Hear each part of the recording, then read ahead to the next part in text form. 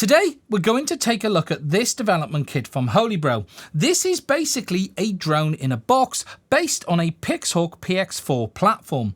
This kit contains almost everything you need to build yourself a quadcopter designed to be used for hobby use, commercial or educational use.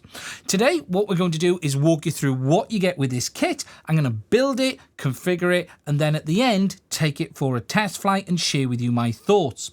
Now, just to be clear, this kit was sent to me for free by Holybro, but they have not seen this video before it's been published, and as always, my thoughts are entirely my own. Anyway, let's get on with it and let's see what you get in the kit first of all. Okay, so what this is a complete drone in a box, and basically the only other things you need is a remote control system and batteries. This kit consists of the frame, which is their X500 frame. It includes motors, accessories, but also all of the electronics as well, based on the PX4 platform, and everything you need to be able to get yourself up and running. They even include some telemetry radios in this kit as well, allowing you to build yourself a development platform or a quad that's going to be able to expand, and there's even space on this frame for installing a companion computer such as a Raspberry Pi or a Jetson Nano. Now, Holybro say that this has been designed in such a way that you can assemble the frame in around 15 minutes. It includes the ESCs, it's all plug and play. They've used plug and play connections such as XT30 and 60 in all of the electronic components. And really, it's going to be one of the simplest ways of getting yourself up and running with a drone kit outside of traditional FPV.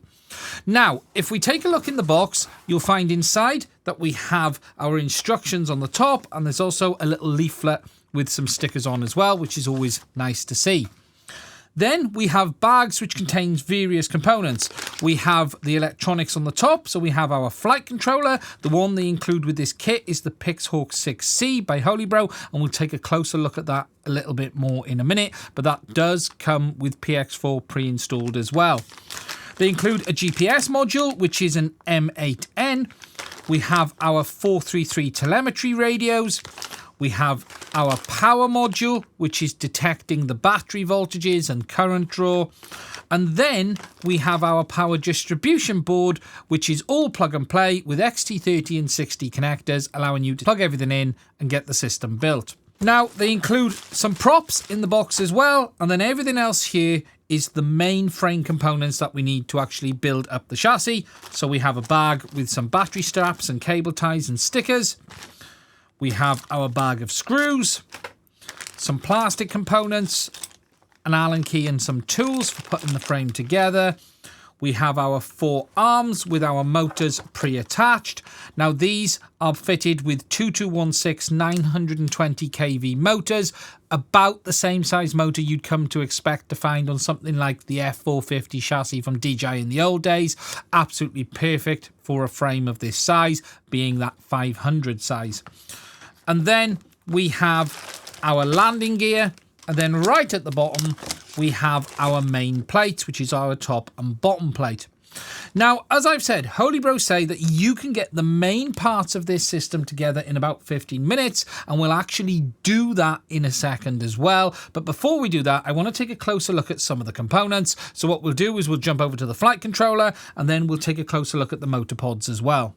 So, starting with the flight controller, as I've said, the model they include with this is the Pixhawk 6C by Holybro. This is a H7 based flight controller which runs at 480 megs, and it is a low profile flight controller with all of the usual I/O you would expect to find on a Pixhawk style unit.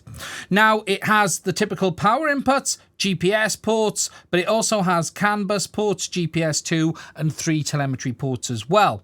What you'll notice though on the flight controller is that there are no PWM headers around it. All we actually have is a USB-C port for updating the firmware. We've got an I/O debug port and an FMU debug port.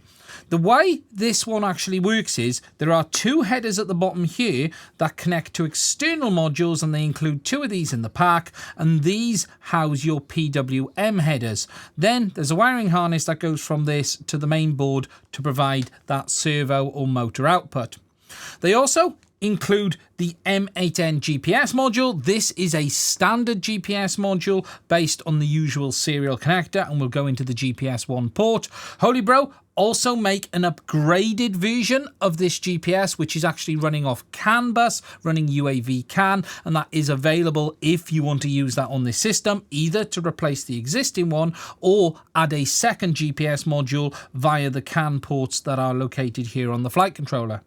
We then have our included current sensor. This is their PM02, which is up to 12S of power, and this will measure the current input and voltage that the unit is using. And what this does is daisy chain between your battery and the main power input, and that then would go into our power distribution board that is ready to be connected with its plug and play I/O. Also included with this kit is telemetry radios. Now the models I've got in mind are the Holybro 433 100 milliwatts. These are not a replacement for your RC control link. These are designed to go alongside whatever RC control link you choose, and they're going to allow you to have telemetry data between the drone and your ground station, whether that be a laptop or a tablet, allowing you to see data or even control the drone, send it on missions, and it's really nice to see them include that with the kit.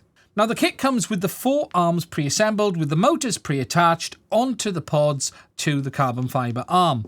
Now as I said already, these motors are the 2216 920 kVs and about perfect for this 500mm style quad. We then have our motor pod mounted here to our carbon fibre arm with our wiring going through in the middle. There's an XT30 here for the power input, which will go straight into our power distribution board. And then we have our motor output or our servo input, which is labelled M4, and that will then go onto our flight controller on that little adapter that I showed earlier. Now the ESC in this is actually pre-assembled and it's mounted in the arm here already. You can see if you flip this over, there's a couple of screws here, and to access that you can actually lift this door off and then the ESC will actually be visible. There is also a plug and play 3-pin connector from the motor to that ESC, so if you did need to replace it in the field, it's nice and easy. You simply undo the screws, withdraw it, undo the connector, and then that will pull through the arm. Now that ESC runs the BL Heli S firmware and is rated at 20 amps. Also included with the kit is 6 propellers. Obviously you're going to need 4 to get the aircraft flying, so they give you 2 spares or 1 spare of each type. One nice little touch on these propellers compared to the motors is that they are labelled. You can see that there's a silver centre here and a black centre here, just like on the old Phantom drones, and you would align the propeller to the motor type. This one here has a completely black top, so that would be the black propeller, and there are motors that have a silver dot on the top signifying to use with the silver prop. Now for the assembly, I'm obviously going to follow the instructions. Now, interestingly, some of the things they do show you on here are already done in the pre-build, in the sense of the motor pods and everything are pre-attached. Now, I'm not going to do this as a complete step-by-step guide on how to assemble it, but I am going to film myself doing it. I will come back and forth as I find bits that I think are interesting, and then we'll get the quad together and see how it looks.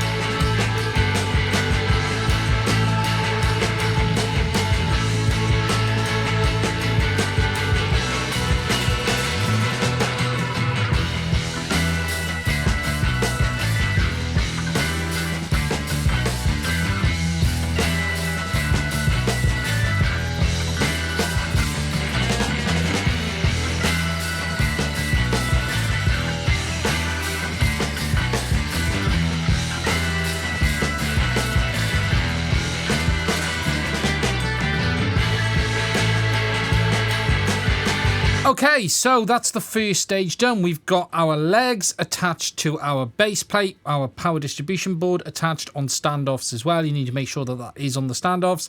And then we've got our battery holder there that hangs off down the bottom. Now, this part has been fairly straightforward. Nothing particular particularly difficult here. The only thing I would say is just double check everything is tight, and even some of the things that you haven't assembled. There are bits of this package that come pre-assembled, and I would just suggest making sure any nuts and bolts that are done already are tight. So I'm just going to nip that one up there, that carbon fiber leg. So I just hit the microphone. That carbon fiber leg was a little bit loose. I'm just going to do the same on that one. That way I can make sure everything is nice and tight. Now, the next stages are to get the arms on, mount the top plate, and then flipping the assembly guide over. It's then time to start looking at mounting the electronics. The electronics on this, from the look of it, will go on the top plate, I think, based on what I can see. There's not really much space here with the power distribution board in the middle, so we'll be placing that on the top.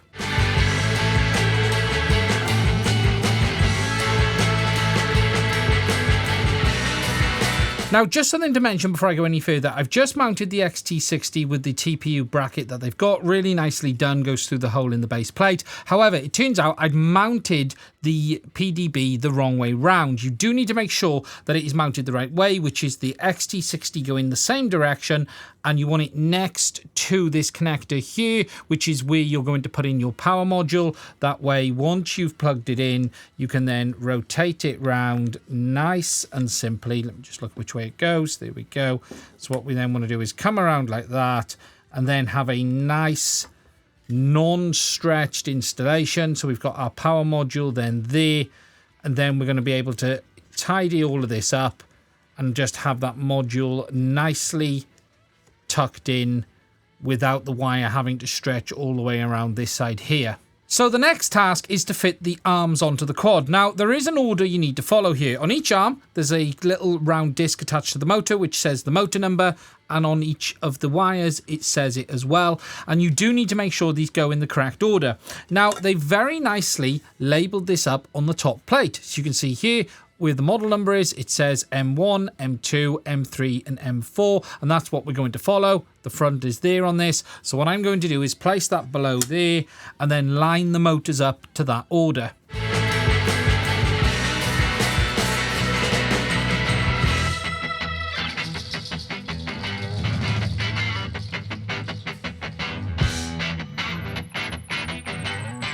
So the arms are on, and what I've done is put 2 screws in each going up through the bottom just to hold them in place. They're basically resting on a screw in each corner. When we put the top plate on, the actual direction of the screws is going down. So what I'll then do is put 2 in from the top, bolt them up, and then reverse these lots so that way it's all held in nice and tight. So the next thing we can do at this stage is start to plug in our wiring into our PDB, because if we do it now, it'll be a lot easier than doing it once the top frame is on. So these can go in any order. These are our XT30 power connections. We've got 2 at the front, 2 on either side. What I'm going to do with the front ones is put these onto the sides, leaving the 2 front ports empty. That way they'll be nice and handy for accessories later on after the build is finished, and they'll be a bit easier to get to being at the front. So then we're just going to make sure they're plugged in like that. And then we've got our wires going through there. We then want to get all of our servo connections together, because we're going to want these to go up to the top plate in a minute. But what we're going to do is toss them through out the way at the front, toss these through out the way at the back. And then what we'll actually do is use one of those adapters, which is these, and we'll actually have this going through down to the bottom plate most likely. If I just check the length on the link cables to this, because that is something I haven't done. Hopefully that there is enough length that they can go on the bottom plate, and then the rest of it can go on the top plate. Let me just take all the wiring out. There is lots of it included in the kit as standard. So what we want to look at is this large PWM connector. I'm guessing it's this one here. This one goes into there. And then if we just grab our autopilot and then just see, yeah, that goes in nicely like that. So what we'll do is we'll have the autopilot on the top. This whole harness can come down into the bottom, and then we'll mount all of our servos into this on the bottom plate, making it a much tidier setup.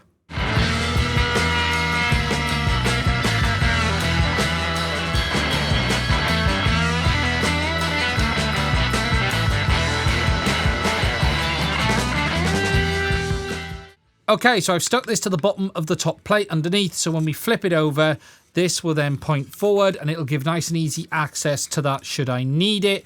What we've got then is our motors connected correctly, M1, 2, 3 and 4. So all I need to do now is just tidy these wires up a little bit, then get these stickers out of the way. I don't want to remove them because they're handy to have. What I'm going to do is just clip them back out of the way and then get the top plate mounted.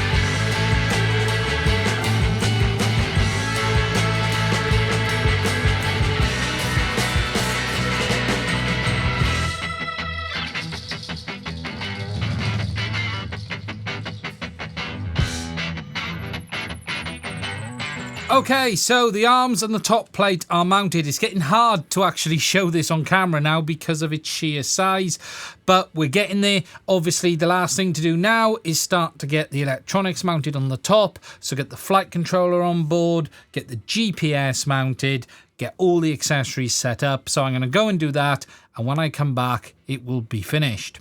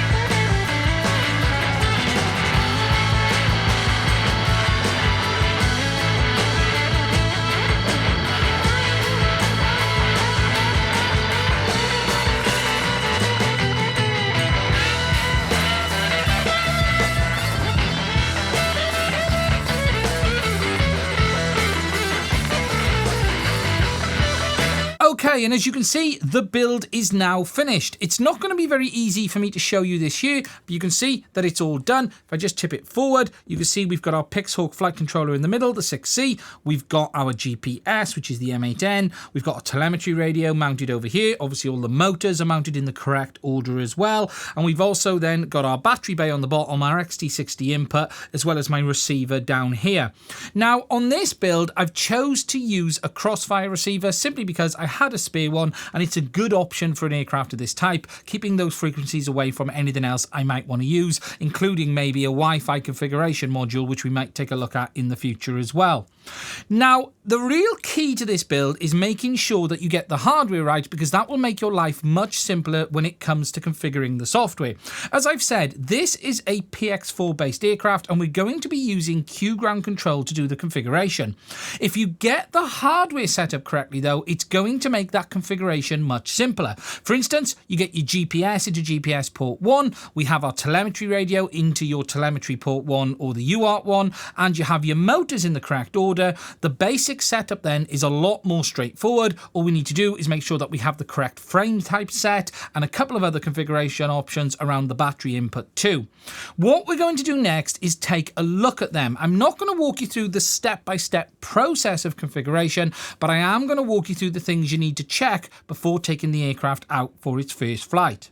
Now, the program I'm using to configure the flight controller is called Q Ground Control. This not only allows us to flash the firmware on the flight controller, but it also allows us to do all of the configuration as well. Now, on the main summary, you can see here that it has a lot of red dots next to many of the sections of the flight controller. Airframe, sensors, radio, flight modes, safety, camera. All of this is giving us an indication of what the situation is, and as this hasn't been configured yet, it's telling us that things are not right. And that's also highlighted on the left-hand side with the airframe, sensors, radio, and flight modes being in red.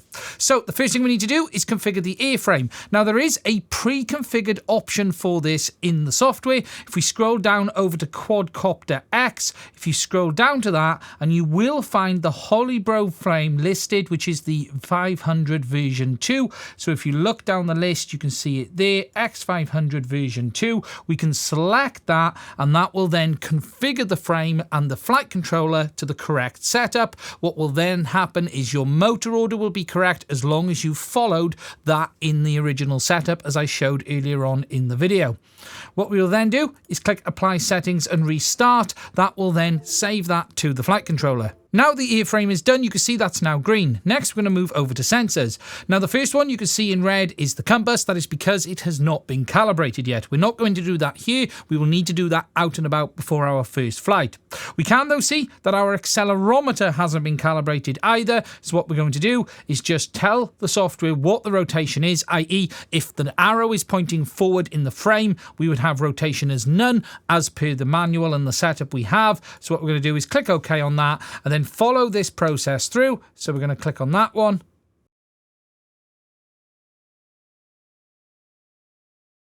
Now you can actually do this before fitting the flight controller into your frame. It does make life a little bit easier to do it that way, but if you have already built the aircraft at this point, simply rotate the aircraft as shown on screen. Next, you'll need to do the radio. Now, this is where you need to check your radio receiver that you've chosen to use is showing as connected. If it isn't, you may need to go and recheck your setup and configuration. S-Bus is enabled as standard, so as long as your receiver is output in S-Bus, it should show here. What you will then need to do is simply follow through the calibration options to make sure that it's picking up all of your switches and your stick positions correctly. Next, you'll need to select the mode options. Now here you can see I've pre-configured this already with all of my modes listed from 1 to 6 on the buttons on my RC, allowing me to correctly select the mode I need quickly and easily. Next, we have the power setup. Now this should be pretty much configured out the box. You would select power module, and that then should pre-configure all of the settings here. You can manually calibrate your power module as well by simply checking the actual values you're getting on voltage and current and then putting them into here, and that will then automatically adjust it for you to give you the correct representation on the output. Next, there's the motor options for testing the actual motor output to ensure that it is working correctly. We have our safety settings, so here you will find the options for what you want it to do in the event of failsafe, low battery, and again, these will have default configurations, but you should check them before your first flight. We have our PID settings. Again, these will be pre-configured out the box. Now we've selected that X500 version 2 frame, but you also have the option here for enabling auto-tune as well, allowing you to do that tuning in the field.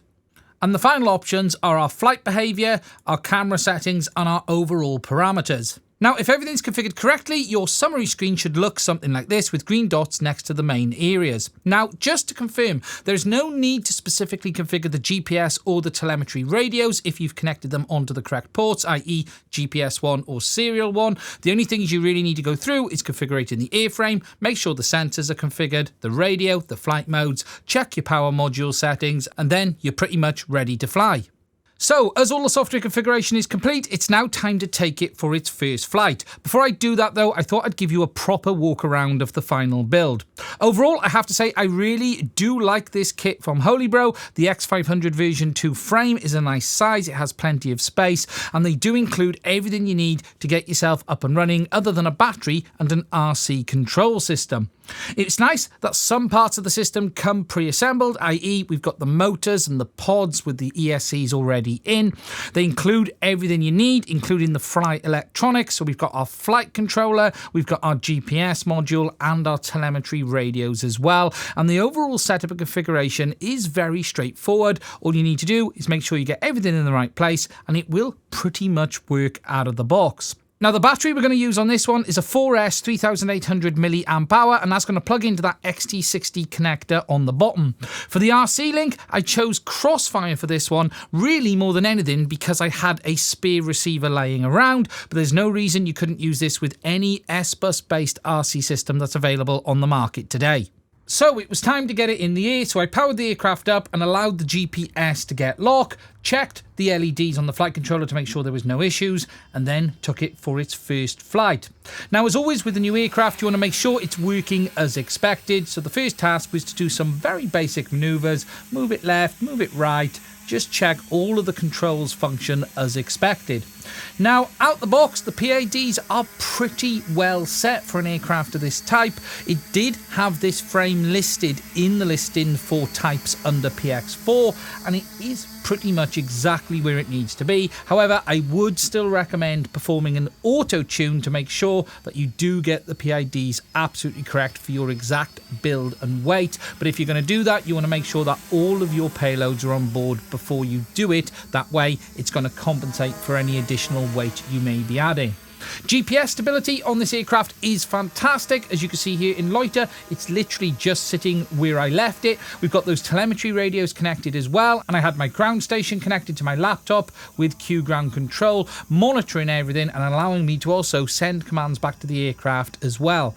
Overall, it flies very well, and it does make a very good development or educational platform.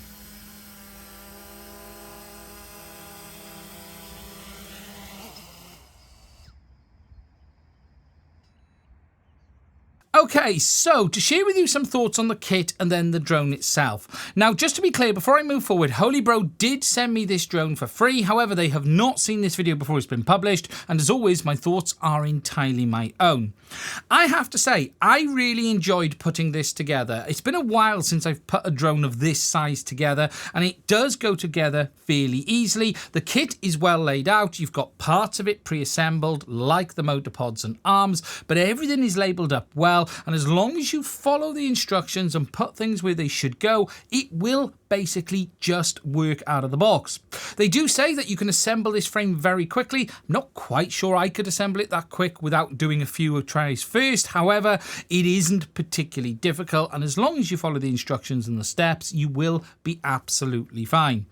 As for the drone itself and how it flies very well. You've got that M8N GPS, we've got that Pixhawk 6C flight controller. Out the box, it's most likely going to be running PX4, and you've seen in the configuration that I showed, it is really easy to set up, and you even have that custom mode specifically for this drone, so you simply select the frame, and that should do all the configuration for you. As long as you connect the GPS to port 1, the telemetry radio to port 1, it will just work, and there really isn't a great amount of tuning needed to get this up and running. Now, as for who this drone is actually for, well, it's pretty much anyone who needs an aircraft of this size. It makes a very nice educational kit, but it is also fully capable for business use. You could hang a payload off it, no problem at all. Or if you're an individual who just wants to buy a 500 style drone in a box and not have to worry about specifying all the components, this kit is really going to suit you. The nice thing about it as well is that whilst it does come designed for PX4, it will run Ardupolot as well. It's fully supporting Mavlink, and that means you can use it with the likes of Mission Planner or Q Ground Control, as I showed you earlier on in the video, allowing you to not only monitor it remotely, but also control it remotely as well. Overall, I think Holybro have done a very nice job on this kit, and if you're interested in getting one, I will put a link to it in the description. Now, in a future video, I will be walking you through a few upgrades on this aircraft. We're going to be taking a look at some RTK GPS modules that are designed to be used on this and other aircraft as well from Holybro, and we're going to be covering that in a video on this drone in the future. And if you're interested in seeing that, please do make sure you are subscribed to the channel. That way you'll get a notification when it releases. Anyway, that's it from me on this one. I'm really interested in knowing what your thoughts are. If you've got any questions, please do put them in the comment section and I will try and answer them as soon as I can. Now, before I leave you, I just want to say, if you'd like to support the channel, please do consider checking out the link to my Patreon. It's only through the support of my patrons am I able to keep making content like this on the channel. And if you'd like to support us, please do consider checking it out. Anyway, that's it from me. Stay safe. I'll speak to you soon.